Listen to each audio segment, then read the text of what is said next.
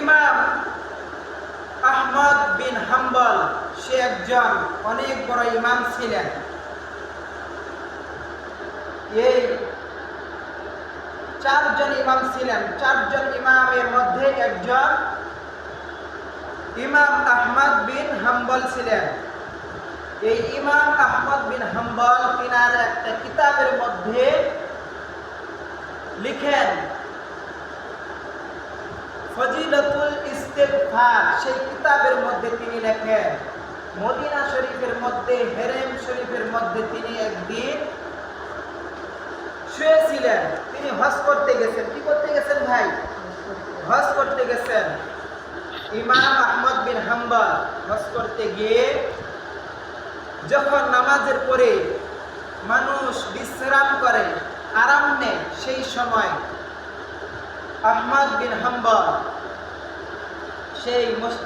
সেই মদিনার হেরেম শরীফের মধ্যে কার্পেটের মধ্যে শুয়ে আছেন। যখন শুয়ে আছেন হঠাৎ করে তিনি ঘুমের মধ্যে পড়ে গেছেন। কিসের মধ্যে ভাই? ঘুমের মধ্যে পড়েছে, ঘুমাই গেছেন। তখন যখন তিনি ঘুমাই গেছেন, তিনি ঘুমাই স্বপ্ন দেখতেছেন। কি দেখতেছেন ভাই? স্বপ্ন দেখতেছেন।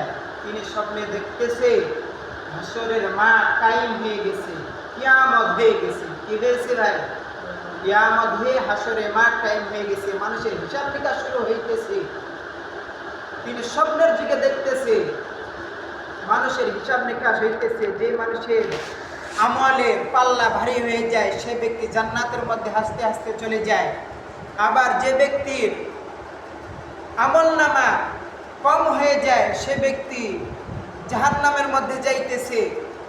এই রকম দৃশ্য দেখিয়া ইমাম আহমদ বিন হাম্বল দেখে আতঙ্ক হয়ে গেছে। তিনি ভয় করতেছে, না জানি আমার আমলের কি অবস্থা হয়। যখন আল্লাহ পাক রব্বুল আলামিন ইমাম আহমদ বিন হাম্বলকে ডাক দিলেন, আসো এখন তোমার হিসাব নিকাশ শুরু হবে, তোমার আমলের হিসাব নিকাশ শুরু হবে। যখন ফেরেশতা এসে ইমাম আহমদ বিন হাম্বলের হিসাব নিকাশ একটা কাগজের টুকরা আনে যখন পাল্লার মধ্যে তুলে দিলেন, আল্লাহর কি কারিশমা! ইমাম আহমদ বিন হাম্বলের পাল্লাটা নিচের দিকে ঝুঁকে পড়ে গেলেন। বলেন সুবহানাল্লাহ। অর্থাৎ তিনার আমলের পাল্লা ভারী হয়ে গেছে। বলেন সুবহানাল্লাহ। যখন তিনার আমলের পাল্লা ভারী হয়ে গেল তখন আল্লাহ পাক রব্বুল আলামিন তিনাকে বলতেছে, তুমি তো জান্নাতের মালিক হয়ে গেছো। বলেন সুবহানাল্লাহ। তখন তিনাকে জান্নাতের টিকিট দিলেন। কি দিলেন? জান্নাতের টিকিট দিলেন। তখন বলতেছে, যাও তুমি জান্নাতে যাও।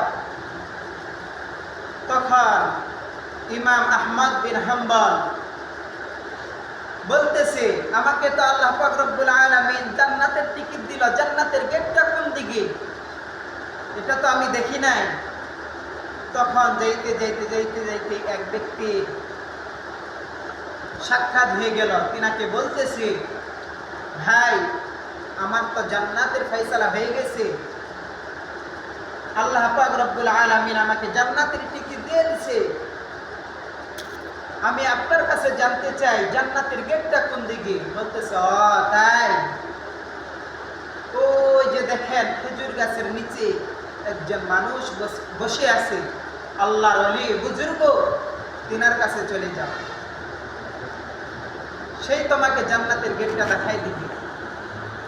তখন ইমাম আহমদ বিন হাম্বল সেই ব্যক্তির কাছে গিয়ে যাই বলতেছে, আসসালামু আলাইকুম সাহেব। যখন সালাম দিতেছে সেই ব্যক্তি মাথা নিচু করে আল্লাহ পাক রব্বুল আলামিনের তাসবিহ জপতেছে, সুবহানাল্লাহ, আলহামদুলিল্লাহ, আস্তাগফিরুল্লাহ, আল্লাহু আকবার, এই সমস্ত জিকিরগুলো তিনি জপতেছে। যখন সালাম দিলেন তখন মাথা উঠায় বলতেছে, ওয়া আলাইকুম আসসালাম ওয়া রাহমাতুল্লাহ। দেখা সাথে সাথে দুজনেই মুস্কি হাসি দিয়ে দিলেন। মুস্কি হাসি দেওয়ার পরে যখন ইমাম আহমদ বিন হাম্বল তিনাকে বলবে, ভাই আমার তো জান্নাতের ফয়সালা হয়ে গেছে, আমার কাছে জান্নাতের টিকিট আছে, আমাকে জান্নাতের গেটটা দেখায় দেন। সেই সময় আল্লাহর কি কারিশমা, ইমাম আহমদ বিন হাম্বলের ঘুমটা ভেঙে গেল। ঘুমটা কি হয়ে গেল ভাই? ঘুম ভেঙে গেল। তখন ইমাম আহমদ বিন হাম্বল বলতেছে, নিশ্চয়ই এটার মধ্যে কিছু রহস্য আছে। এত বড় দামি স্বপ্ন আমি দেখলাম, অবশ্যই এটা একটা ওহী। এটার মাধ্যমে আল্লাহ পাক রব্বুল আলামিন বান্দাদেরকে জানাই দিতেছে বান্দা কিভাবে আমল করবে, বান্দা কিভাবে আল্লাহর সন্ধান পাবে, আল্লাহর রাস্তা পাবে, ঠিক কিনা? তখন সেই ইমাম আহমদ বিন হাম্বল বলতেছে, এই সময় আমার ঘুমটা ভেঙে গেল, আমার তো স্বপ্ন পুরা মনে আছে। আমরাও স্বপ্ন দেখি, ঠিক কিনা? আমরা স্বপ্ন দেখলে কারো খেয়াল থাকে, কারো থাকে না, কি দেখলাম না দেখলাম। তখন ইমাম আহমদ বিন হাম্বল যা কিছু দেখল সব কিছু মনে আছে। সেই মানুষটাকে যে দেখাই দিল, সেই মানুষটাকেও চিনতে পারছি। কোথায় জানি দেখছি যেই ইমাম আহমদ বিন হাম্বল 40,000 হাদিসের হাফেজ ছিলেন, বলেন সুবহানাল্লাহ। যে ব্যক্তি কোনো একটা মানুষকে দেখলে আর কোনোদিন সেই ব্যক্তির চেহারাটা ভুলতেন না। কোথায় দেখা হয়েছে, কোন জায়গায় দেখা হয়েছে, সেটা ইমাম আহমদ বিন হাম্বলের সব মুখস্থ থাকতো, সব জানা থাকতো। তখন তিনার মনে হয়ে গেছে, আমি তো মক্কার মধ্যে তাওয়াফ করেছিলাম, তখন সেই ব্যক্তির দেখা হয়েছিল, তিনার সাথে সাক্ষাৎ হয়েছিল, আমি তিনাকে সালাম দিয়েছি, সেও আমাকে সালাম দিয়েছে। তিনি আমাকে জিজ্ঞাসা করেছিল আমার বাসা কোথায়, আমিও তিনাকে জিজ্ঞাসা করছিলাম আপনার বাসা কোথায়। সে বলছিল আমার বাসা সিরিয়া। আর ও যখন আমাকে জিজ্ঞাসা করছিল, আমি বলছিলাম আমার বাসা মিশর। তখন ইমাম আহমদ বিন হাম্বল বলতেছে, এত বড় একজন আল্লাহর ওলি, সেই ব্যক্তিটাকে দেখাই দিল, জান্নাতের গেটটা সে দেখাই দিবে, নিশ্চয়ই সে একজন আল্লাহর ওলি, বড় বুজুর্গ, সেই ব্যক্তির সাথে সাক্ষাৎ করতে হবে। তখন ইমাম আহমদ বিন হাম্বল মিশর থেকে সিরিয়া রওনা দিলেন। হাঁটে গেলে 6 মাস সময় লাগে। মিশর থেকে সিরিয়া যাইতে কয় মাস লাগে? হাঁটে শুরু করলেন ইমাম আহমদ বিন হাম্বল। যাইতে সেই ব্যক্তির সন্ধান পাইল। সেই ব্যক্তি এক হোটেলের মধ্যে কাজ করে। এক হোটেলের মধ্যে কি করে? কাজ করে, রুটি বানায়। ইমাম আহমদ বিন হাম্বল গিয়ে সেই ব্যক্তিকে জিজ্ঞাসা করতেছে, আমি সেই মিশর থেকে আসলাম শুধু আপনার দেখা করার জন্য। আমি এই রকম মদিনা শরীফের হেরেমের মধ্যে আমি ঘুমাই পড়ছিলাম, এই রকম আমি একটা স্বপ্ন দেখেছি। আল্লাহ পাক রব্বুল আলামিন আমাকে জান্নাতের টিকিট দিয়েছে। আমি একজনকে জিজ্ঞাসা করলাম, আপনাকে দেখাই দিল, অবশ্যই আপনি একজন আল্লাহর ওলি, একজন বুজুর্গ। বলেন আপনার এমন কি আমল রয়েছে সেই জন্য আল্লাহ পাক রব্বুল আলামিন এত মর্যাদা দিয়েছে আপনাকে? তখন সেই ব্যক্তি বলতেছে, আমি গরিব মানুষ, দিনে কামাই করি, দিন খাই, আর তেমন কিছু আমল করতে পারি না, শুধু একটাই আমল করি, আস্তাগফিরুল্লাহ আস্তাগফিরুল্লাহ। আয় আল্লাহ তুমি আমাকে মাফ করিয়া দাও, আল্লাহ তুমি আমাকে ক্ষমা করিয়া দাও। এটার আমলের কারণে আল্লাহ পাক রব্বুল আলামিনের কাছে আমি যেটাই দোয়া করি সেটাই আল্লাহ পাক রব্বুল আলামিন আমার দোয়াগুলো কবুল করিয়া নেন। বলেন সুবহানাল্লাহ। আমি আল্লাহ তাআলার কাছে যেটাই চাই সেটাই আল্লাহ তাআলা কবুল করিয়া দেন। ইমাম আহমদ বিন হাম্বল বলতেছে, হ্যাঁ তাই নাকি? বলতেছে কি কি পাইছো?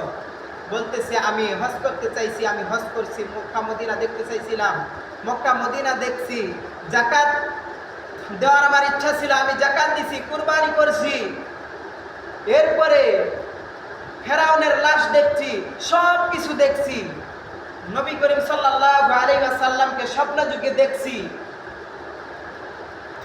এরপরে আমার একটা দেখা বাকি ছিল, এই এত বড় পৃথিবীর একজন ইমাম, এত বড় একজন, যে ইমামের 40,000 হাদিস তিনার বুকের মধ্যে, তিনার অন্তরের মধ্যে, তিনার সিনার মধ্যে মুখস্থ থাকে, এত বড় একজন ইমাম দেখার খুব ইচ্ছা ছিল।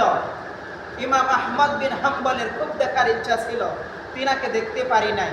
এটা আশা আল্লাহ পাক রব্বুল আলামিন আমার পূরণ করে নাই। অনেক দূরে তো, এজন্য যাওয়ার সমর্থ হয় না, যাইতে পারি নাই।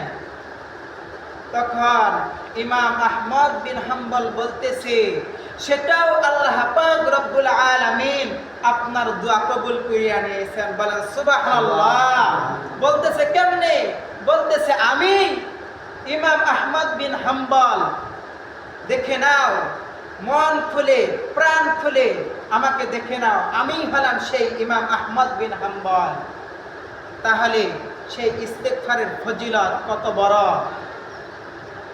আপনি আমি সারাদিনে কত কিছু ভাষা কথা বলি, বিভিন্ন গান বলি, বিভিন্ন কথাবার্তা বলি, আমরা যাই কিছু করি না কেন, সারাদিন যদি আস্তাগফিরুল্লাহ আস্তাগফিরুল্লাহ এটার যদি আমল করি, এই আমলের বদলায় আল্লাহ পাক রব্বুল আলামিন আপনার রিজিকের মধ্যে বরকত দান করবে, আপনার হায়াতের মধ্যে বরকত দান করবে, আপনার জীবনের গুনাহগুলো মাফ করবে, আস্তে আস্তে আপনাকে নামাজের দিকে নিয়ে আসবে, আস্তে আস্তে আপনাকে দ্বীনের দিকে নিয়ে আসবে, আল্লাহর পথের দিকে নিয়ে আসবে। আপনি আমি বুঝতেছি না, সেজন্য আমরা আমল করতে পারতেছি না।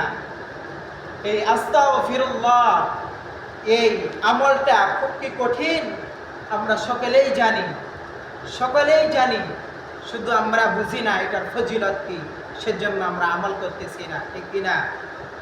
সেজন্য আসেন আমরা আল্লাহ পাক রব্বুল আলামিনের কাছে যাই, সে আল্লাহ তাআলার কাছে আমরা ক্ষমা প্রার্থনা করি। কোনো ব্যক্তি যদি